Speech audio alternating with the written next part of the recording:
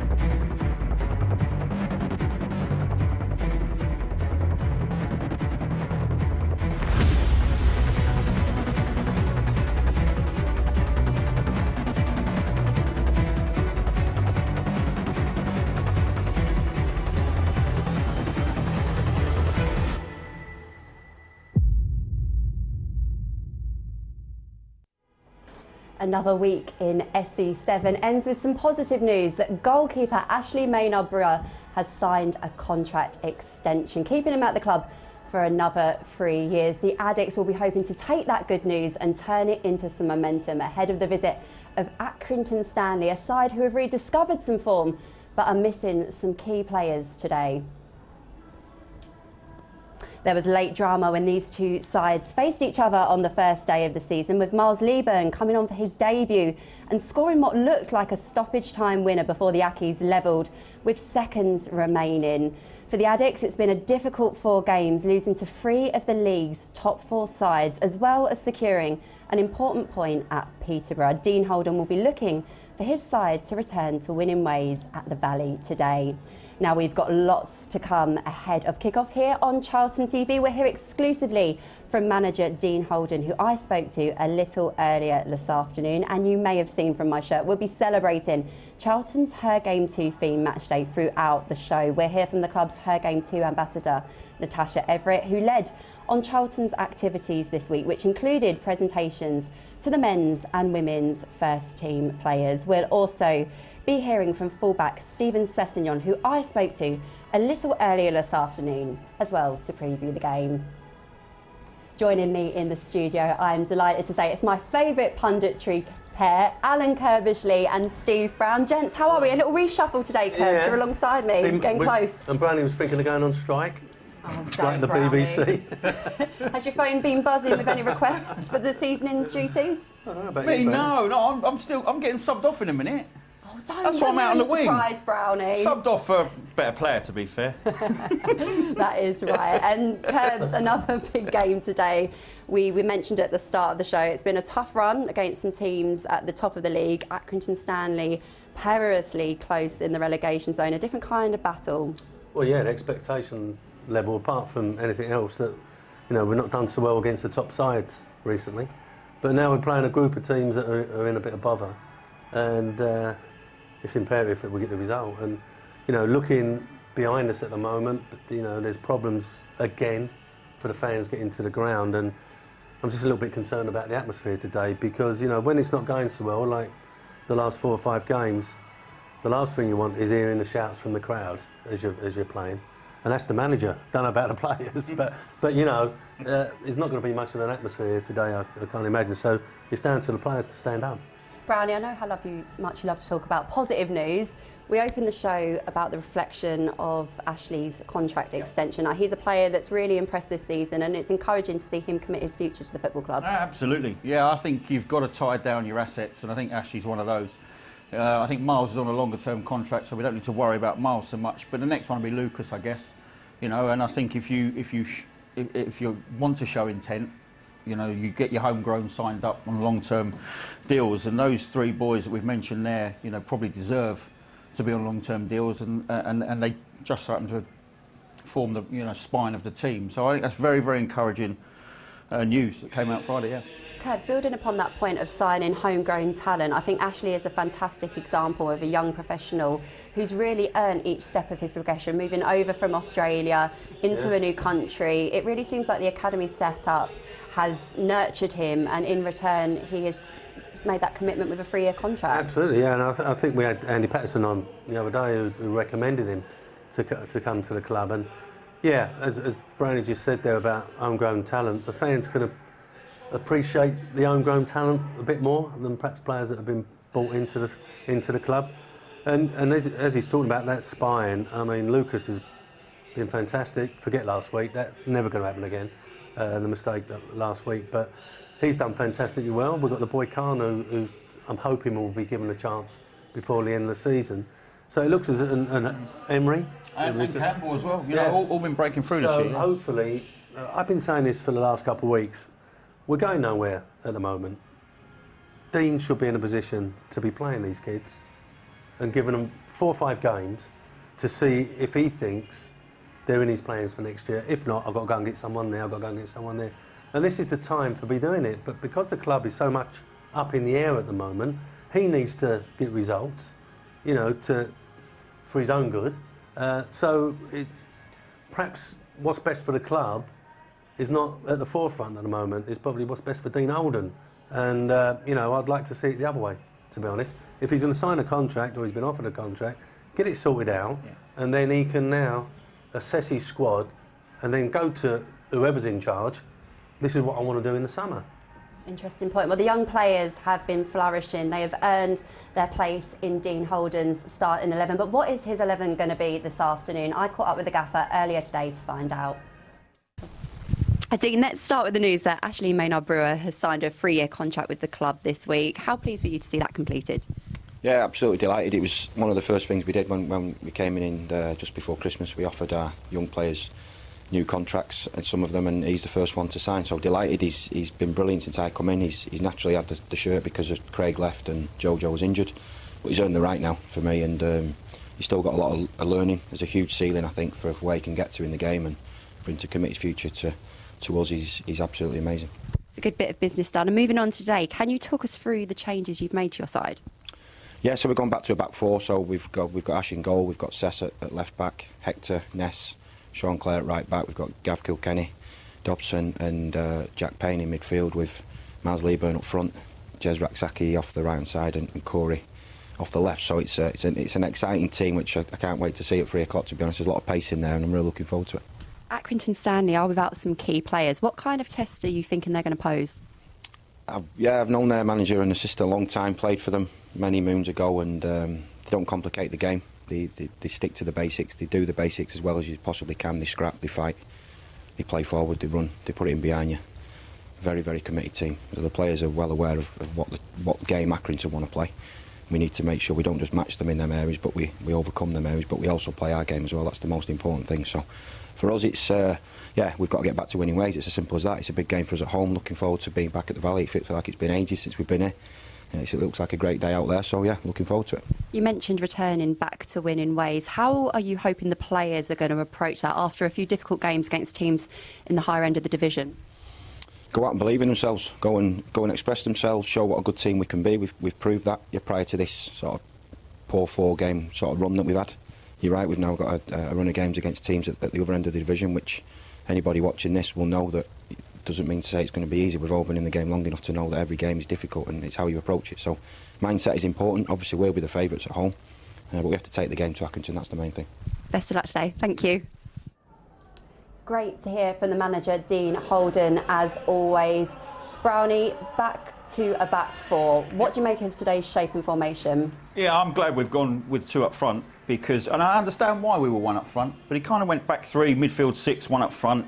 Bond was a bit isolated, but they were against very, very good sides who we knew we were going to come under a lot of pressure against, particularly through the centre of the pitch. So he tried to block that up, and it didn't quite work, but they are strong sides. So today, you know, at home, you want to see the team create a little bit more. You want to see a few more shots on target.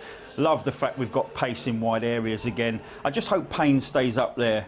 You know, I wanted to see 2 up front, and I hope Payne stays up alongside Miles, because I don't think we've looked anywhere near as threatening when we've gone 1.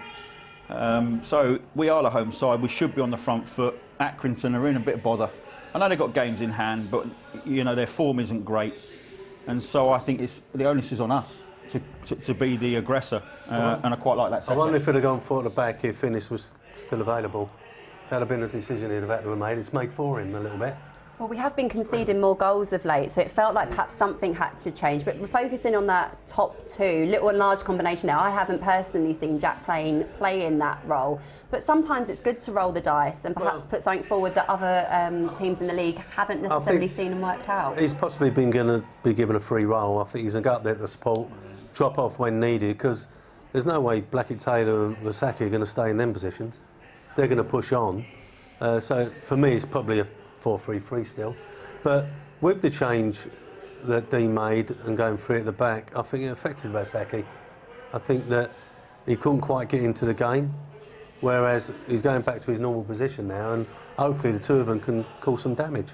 Brownie, we talk tactics all the time, but sometimes it is about playing the players in the roles they're most familiar with. And when Dean came into the club, that was something that we commented upon. He was getting the players into the positions they play the best in. And with Blackett, Taylor and Raksaki, those players are so raw, they're so talented, and they're the kind of players that are going to win us games. So good to see them in the positions they're in, and hopefully they can unleash and cause Accrington Stanley all sorts of problems this afternoon. Absolutely, Charlotte. I don't think it's any coincidence that when they play well, we generally are in the game and have got the result. When they get blotted out, and that's credit to oppositions because they've done their homework, we're not as effective, anywhere near as effective. So yeah, it's great to see them back, in the position. But I think there's also a second part to that, where I thought Dean slightly changed our style of play when he walked in the building.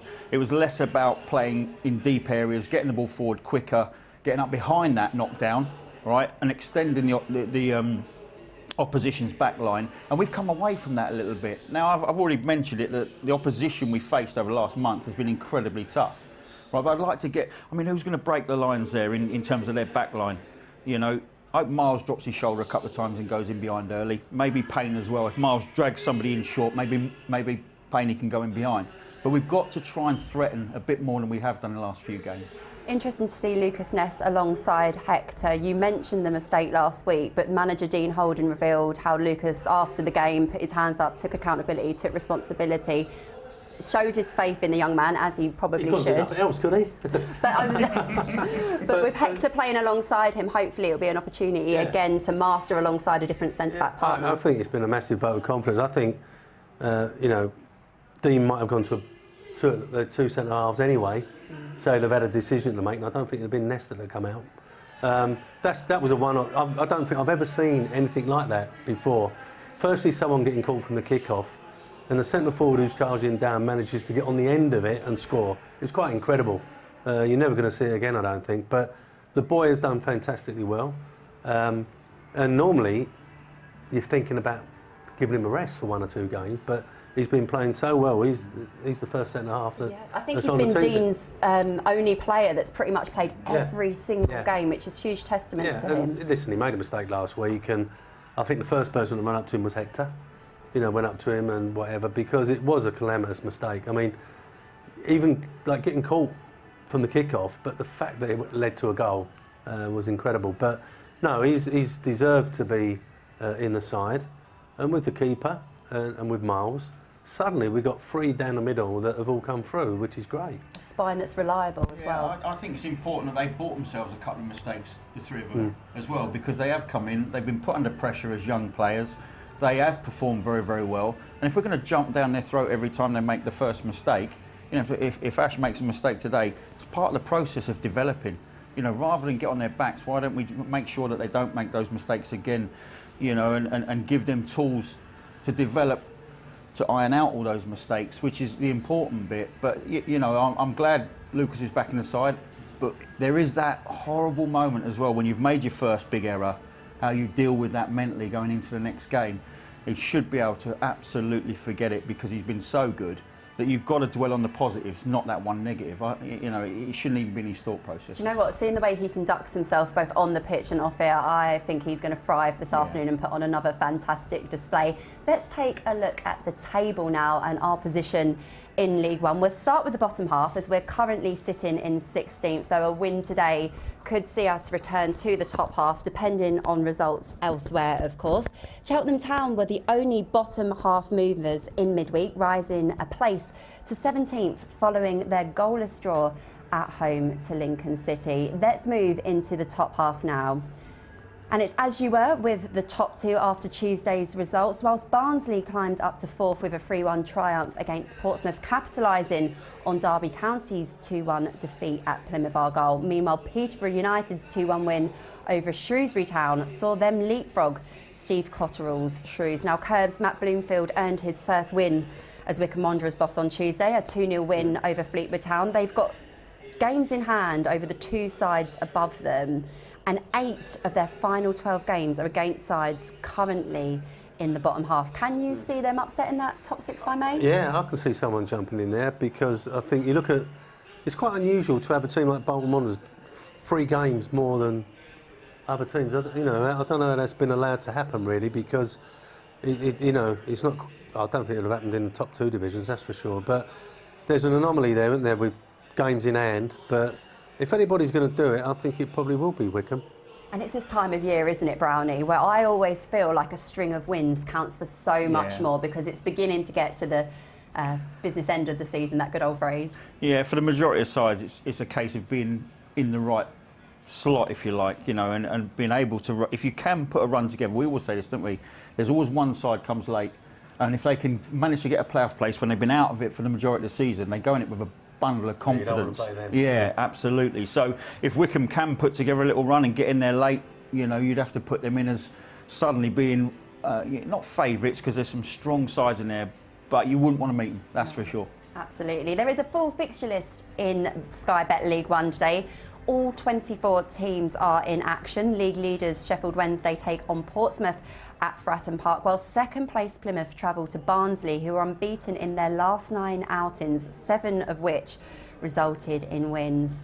Elsewhere, 2 playoff contenders go head-to-head in Lancashire as Bolton Wanderers host Ipswich and MK Dons take on Cambridge United in a bottom-of-the-table clash. Meanwhile, Morecambe, who we visit on Tuesday night, are at Shrewsbury today.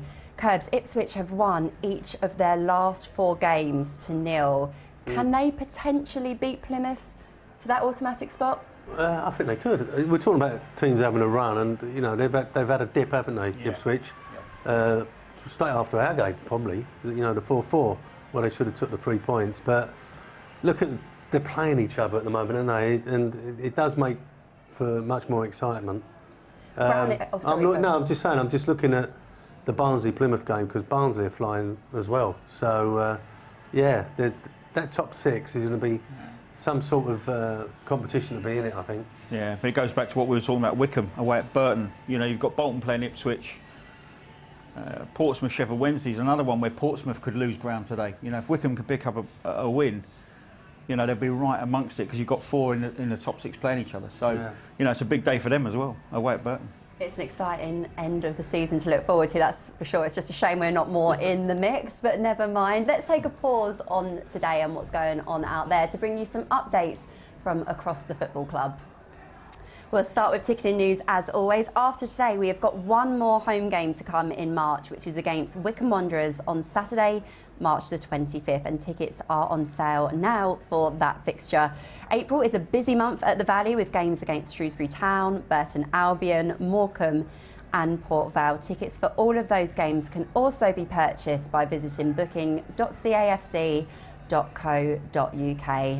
And we've spoken a lot about him already this afternoon. And for the second month running, everyone at Charlton TV would like to extend their congratulations to young defender Lucas Ness, who won the club's Player of the Month award earlier this week. Lucas has been in fantastic form since breaking into the team at the end of 2022 and winning the award, which fans vote on in January and now again in February. George Dobson got 3 Player of the Month awards in a row earlier this season. Brownie, do you reckon Lucas can match that perhaps this month? Yeah, probably. Do you know what I'd like to see? I'd like to see him just pop up with a goal from a set piece.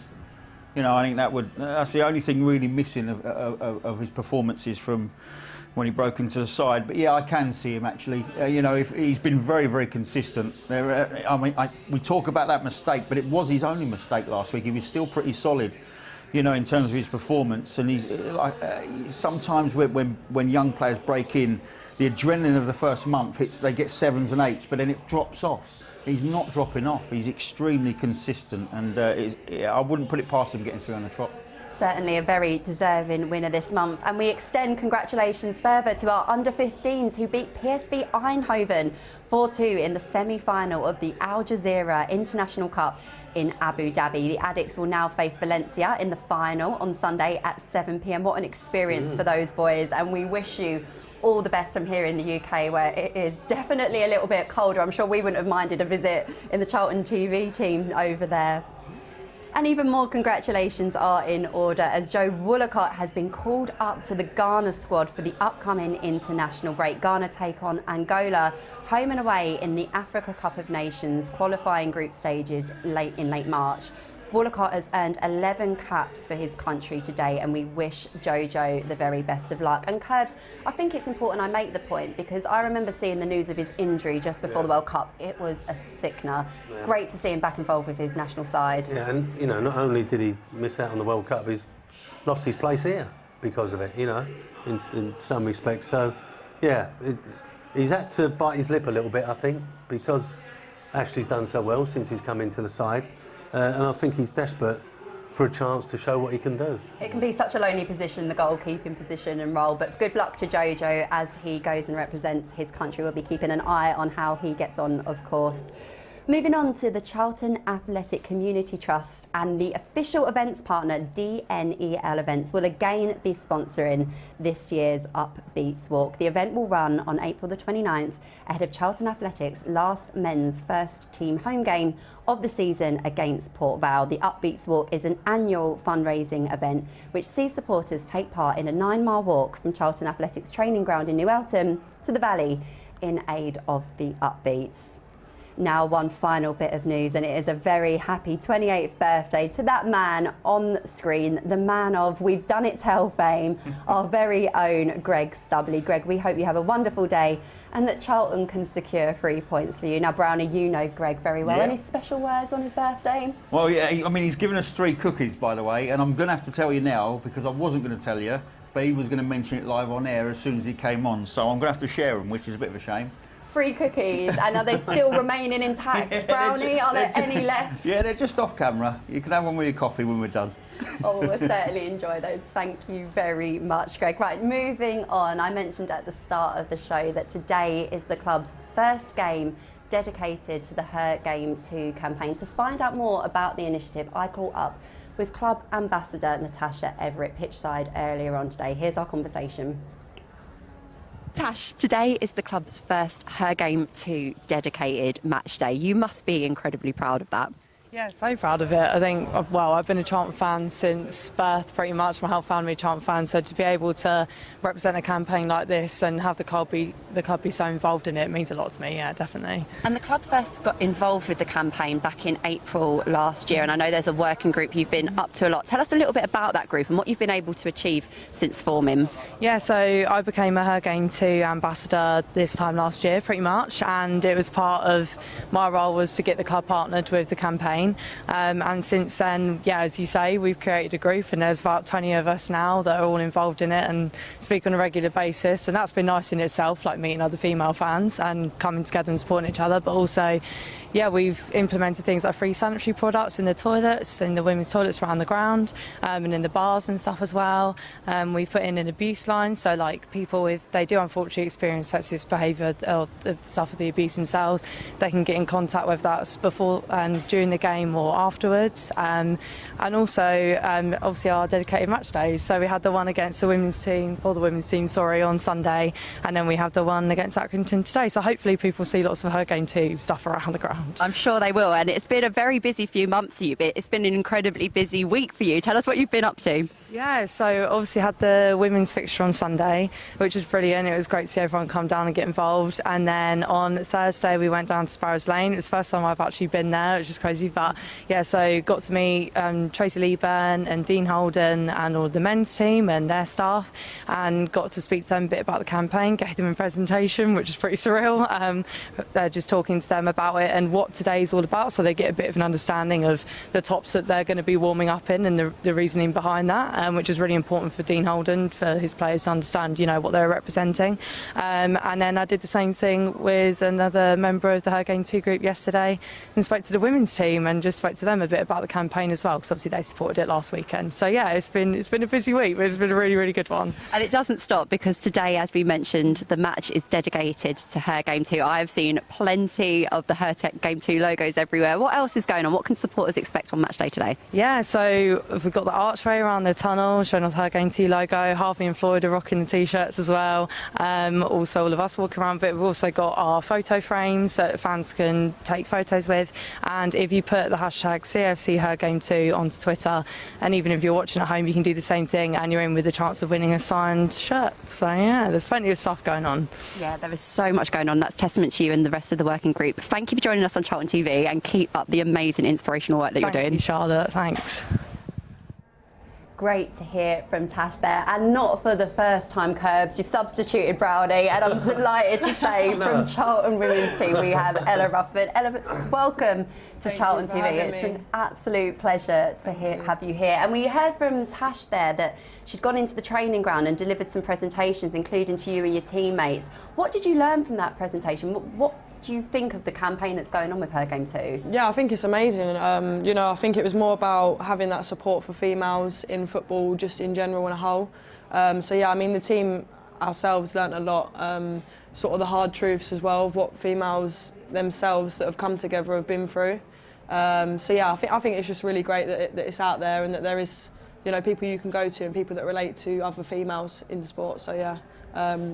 Yeah, it's just really good, yeah. It is really encouraging to see. And Curbs, Dean has always been really adamant with the point that if the players are going to wear the T-shirts, which they're warming up in now, it's important that they understand the messaging as well behind Her Game Too. I know that you do a lot within the women's game as well. I just wondered what your take was on this initiative, because of course the focus is on females' experiences within stadiums and on the concourses and so on. Yeah, I mean, not being a female, you want to understand what goes on a Saturday or on match days, and for girls to try and break into the sport.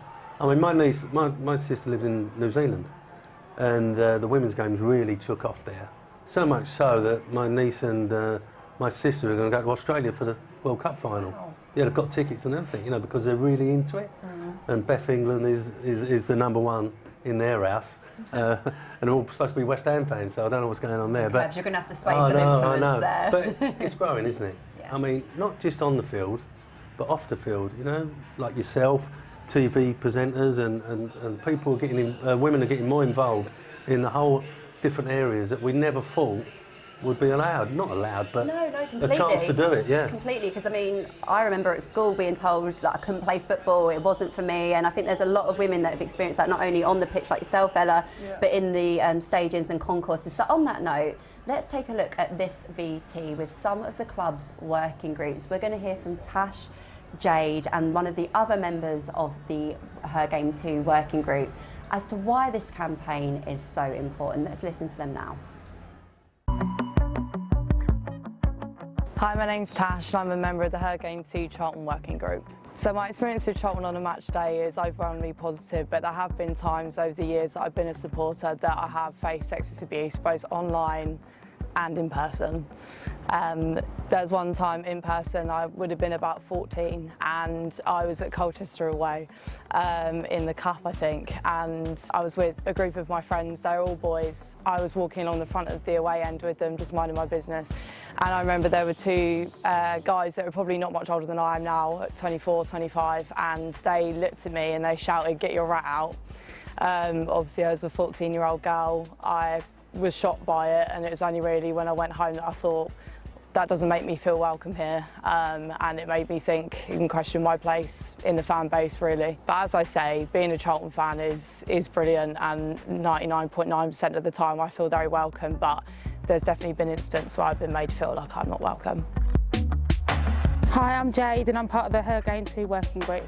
Probably for me, the reason I got into Her Game initially was because I used to play football, and when I started playing, it was like 25 probably plus years ago, but there wasn't a lot of girls teams around then. Like, girls didn't really play football. It wasn't like a thing that girls did as such. I think for women on a forum such as the big forum that we have as the Charlton fan base, you can't give an opinion as a woman because it's seen that the typical comments are, what do you know, you're a woman, get back in the kitchen, make me a sandwich, that sort of thing, and it's just not acceptable, which is why I started the Charlton ladies group, which was probably 2.5 years ago now, probably nearly 3 years ago now, and that has grown, and we've all formed really good friendships from it, and I think it's just showing the male population. I mean, there's sexism as men and women, but that we're not going to accept that women can't go to football, we can't enjoy football, and that we can't have it as a hobby. My name's Lorraine Dean and I'm part of the Her Game Too working group. I've been very lucky. I don't know whether it's my age, but I've always been treated quite well at Charlton, but I know that a lot of other women have problems, and a lot of young people are upset by some of the language that is spoken.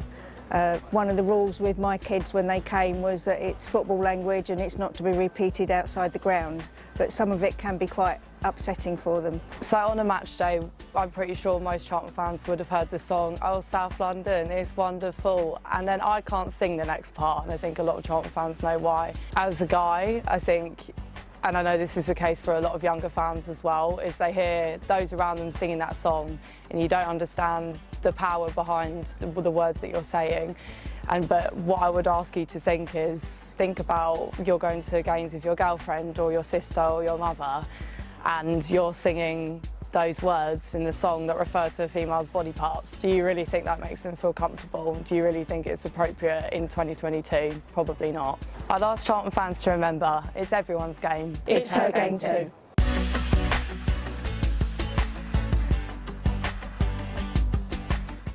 Jade and Lorraine, thank you so much. I think it takes a great deal of bravery to sit in front of a camera and speak so openly and honestly. Moving on quickly, because I have some very exciting breaking news. We are delighted to confirm that manager Dean Holden has just a few minutes ago committed his future to the club until 2026, signing a new contract with his Her Game 2 pin badge on. Even better, Dean. Curbs, fantastic news. We wanted a positive, we wanted to build momentum. This is another step towards that. I've been calling for something to happen either way for the last couple of weeks, because, you know, where we are at the moment as a club on the pitch, we're not particularly going anywhere. So if Dean's going to be the manager next season, he's got to decide on his squad. And now he might want to put some young kids. You just spoke about Joe Woolacott. Well, is he going to put him back in to see if he's got competition? Because I don't think he's really seen him play, has he? So, you know, things like that are going through your mind as a manager. Now, Joe Woolacott might be saying, if I'm not first team goalkeeper, I need to move on. So Dean will be thinking about, who can I bring in? But if you don't know who's going to be here, you know, there's loads of things going on as a manager that you need sorted out. First thing is the contract. So that's done. No wonder he had a little smile on his face earlier. But that's been done. So now we can start planning for next year. Yeah. And as a club, we do need a bit of good news, because at the moment, not just because of the result, but everything is so much up in the air and there's no stability. So this is welcome news. Ella, I think it's fantastic the way that the men's and women's senior teams are integrated. I'm sure you come across each other on the training ground as well. What do you make of Dean and the job that he's done since coming on board? Yeah, I think he's amazing. Like, obviously, first impressions, he sort of got us all in. I remember it being in the canteen, brought everyone in, was sort of like welcomed. You know, he's been really supportive around the training ground. He's always polite, hello, how are you, sort of. So yeah, I mean, first impressions really, really good of him, and I'm just happy for him and Charlton that there is that stability like we've just spoke about. Because we see with the women's team, obviously Karen's been looking after the side during a lot of transformational change going into that full-time model, and it must make a huge difference, as Curbs was saying, to have that stability as a player as well, to know that your manager is committed as you want to be to a football club. 100%, yeah, that's really important as a player, just to know that you've got that stability, just around the club. That's the main thing, I think. I think the other thing as well, the players now know he's the manager. Yeah. You know, at the moment, some of them players would be on longer contracts than him. You know, and if you're in a position where you've got to tell one or two of them off, you know, where's the power? But now he's got a bit of power. He's got that back. He's the manager. Ella, it's great to have you in the studio today, and we couldn't have you here without taking a look at some of your goals, because also you've scored out there. You know what it's like to score at the Valley. What was it like? And talk to us about your journey and how much you've enjoyed your chapter here at Charlton. Yeah, I mean, I've been here for a while now. I think probably longest run. So yeah, I mean, it was a big thing for me to score at the Valley. I was absolutely over the moon. You know, you want to score in big stadiums like this. So yeah, that was good for me. And then I've just enjoyed it at Charlton. I feel right at home here. I'm from South London, so yeah, I've just enjoyed it, and I'm really looking forward to the future. We're seeing some of your goals on screen now, and Curbs, it's really important, isn't it, that we see the girls playing a little bit more here at the Valley, it should be said, because when you do, look at the quality that it produces. Yeah. I was here for this game, and Ella, that was a really, really fun strike. So you look at perhaps the negatives of the team playing here. It's a big the big stadiums like Man United, Man City, whatever. The big stadiums, it's difficult. You know, opening up a stadium and it's not going to be the biggest crowd. But there's no argument about the pitches. The pitches can handle it, and they can handle under 23 games as well. And it's amazing that stadiums this size are not used more. And, you know, why can't the women play here? Why can't the under-23s play here as well? You know, when I first took over at Charlton, when players were making their debut at the Valley, it was their first time they played there. Because we was playing the reserve games at Welling and, you know, different places. This is the place you need to be playing. So the pitch can handle it. It's just a question of finances, opening up the stadium, and it ain't going to be used. It's a commitment, but I certainly think it's one that the women's game deserves. And Ella as well, I've definitely been here for 2 of the games.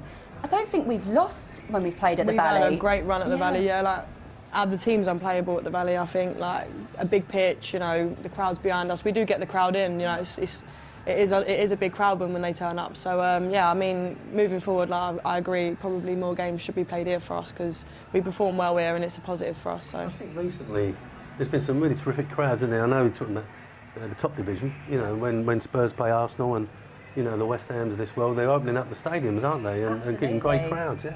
Yeah, well, when you invest in it, the people will come. The appetite is there, that's for sure. Now, Ella, it would be remiss of me not to ask you how your recovery's going. I can see your knees heavily strapped there. An ACL injury, which again is sadly far too common in the women's game. But how are you doing and how is that rehabilitation going? Yeah, it's really good, yeah, thank you. Obviously, I've been quite fortunate. The club have been great with me. Things got moving quite quickly after the injury happened. So I've had surgery now, everything went well with that. So I'm just, you know, it's a long road, but I'm just taking it day by day. I think that's what I've got to do, not look too far ahead. Yeah, but I'm in a good place at the minute, so that's positive. That is so good to hear. Thank you so much for coming to join us. And also, you might not be aware of this at home, but there's a lot of stairs to come up. So hopefully we've contributed to your recovery because we want to see you back out there doing what you do best. Thank you so much for coming to join us today. Thank you for having me.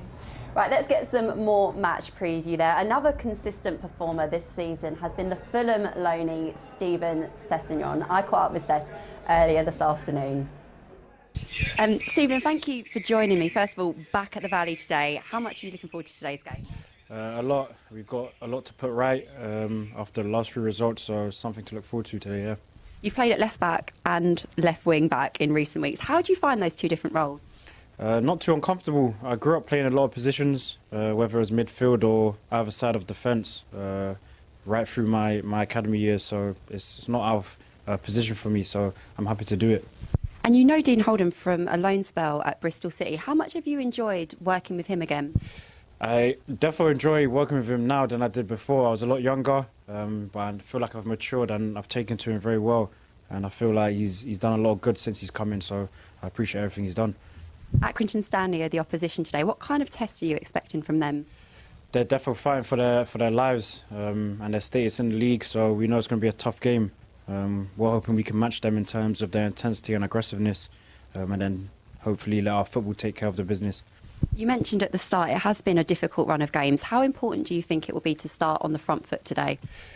I think we can look at next few games and set ourselves a target to go take as many points as possible, especially starting home. I think it's important and definitely something we have to look towards now with the end of the season coming, so trying to get as many points as possible. Thanks for your time, Sess, and best of luck today. Cheers. Great to hear from Stephen there, and it's roll on, roll off. Brownie, you're back. A lot's happened in that time because our manager's staying around for 3 more years. Yeah, that is very good news. I think you know, Kerr's been saying it for at least 3 or 4 weeks now. To have stability, to get players to invest, you've got to have your manager here long term. If they think he's leaving in the summer, it's very, very difficult to get players to commit. But things are starting to come together. You know, there's obviously news to come out eventually about who's making the decisions to give the contracts out and who's going to be the owner moving forward, and that will come in time. But I think the first thing you do is you get a manager in place, so you can start negotiating with players knowing that he will be here next year. So there is now a platform and a foundation to move into next season, which wasn't there, which was our argument last week. Yeah, well, without that security of knowing who the manager is going to be, it could be very easy for the season to peter out with a bit of a win. But there are players now who need to be playing for their futures, and as you mentioned, for Dean now, an opportunity to rotate the squad, to assess and be in a really good position, because my goodness, this summer is going to be vitally important. It's got rid of all the excuses, right? You know, Dean at the end of the game may want to turn on 1 or 2 players and criticise them, etc. They may have a go back because they're here longer than him. You know, you might not be here in the summer. What you're telling me, you might not even be here yourself. So there's a power shift. He's in charge now, If he's making decisions, some of the players might not like it. They might go, well, I don't fancy him, so in the summer I'll be looking to get away. So let's have that discussion now. Do you want to stay or do you want to go? There's loads of things that will be going on now because that's settled. And, you know, the other thing is, you know, the squad. And I said about the keeper situation, he might want to put Joe in. Ashley signed a new contract. He might put Joe in to see what he's got there. And he'd put the young boy Emery in at some stage, Carnu. And perhaps the results ain't as important now because Dean's going to be here. If he didn't have that contract, he needs to win games. So, no, it's good. I think we can just settle down on that football side at the moment. I know you've both spoken about with your managerial experience the importance of removing any excuses. So on that note, let's look at the team who will be going head-to-head against Accrington Stanley. If you're just joining us, there are 2 changes. Brownie, your final thoughts on this 11, making that change to the formation to a back 4 as well? Yeah, I mean, my final thoughts on the 11 are, you know, they need a performance because we've been a little bit shot shy, let's put it that way. So we need a performance as an attacking team. So I like the fact that Corey Blackett-Taylor and Raksaki are in their preferred positions. Raksaki tucking in off the line behind a striker hasn't really worked for me. It hasn't worked once, really. He looks a lot more threatening when he's coming in off that right-hand side. And Blackett-Taylor the same. When he's on it, he's very difficult to defend. I agree with Curbs. I think Jack Payne, although in the graphics started up alongside Miles, I think he will drop in. And I just wonder if when the ball's on the right, for argument's sake, if Blackett-Taylor then tucks in and becomes the second striker. The thing is about Payne is he does like to get in the box. Yeah. So he will, if it is he's playing as a number 10, he will get in the box. Yeah. And from an Accrington Stanley perspective, we know that they are dangling perilously close to the relegation zone. They're missing some key players today, Curbs, and it's so important for us to find this ruthless edge to absolutely make the most of that, because a convincing victory today would top off some really good news. Well, forget the opposition, we need a result. You know, the last 3 or 4 games we've been left wanting, you know, we've been short, and we've got a run of games now where perhaps the expectation levels have changed, that we expected to win, and we've got to start today. Brownie, I feel like I'm a bit of a broken record and I ask you the same question pretty much week in, week out, but I asked Dean Holden it as well. The importance of starting today on the front foot is absolutely essential. And I do wonder in the changing room whether Dean's contract is the timing of it. I wonder if that's been manufactured for a purpose to help us today as well. You'd like to think so. You know, it's going to give everyone a boost. But I would counter that with you should be looking to start every single match on the front foot. Right, and we don't. For whatever reason, we haven't. We're very hit and miss on how we start games. I said it already in the programme, be the aggressor. We're the home side, be on the front foot. Accrington are not in great form themselves. Don't let them settle into the game. They got quite a good record here, and they shouldn't have really. And I'd like to address that with a win today. Fantastic to see the teams walking out with a guard of honour of Her Game 2 ambassadors from the grassroots game, which is wonderful to see. The scene is set. It's now time for me to hand you over to this afternoon's commentators, Terry Smith and the birthday boy, Greg Stubley. Thank you, Charlotte. Thanks, Brownie. Thanks, Curbs. And good to see alongside me, birthday boy, Greg Stubley. And happy birthday first, my friend. And secondly, how pained did Stevie Brown look when he knew he had to share those 2 other cookies? Thank you, everyone. Yeah, I was shocked that Brownie even dared mentioning them. As soon as I gave them to him, it was in his back pocket.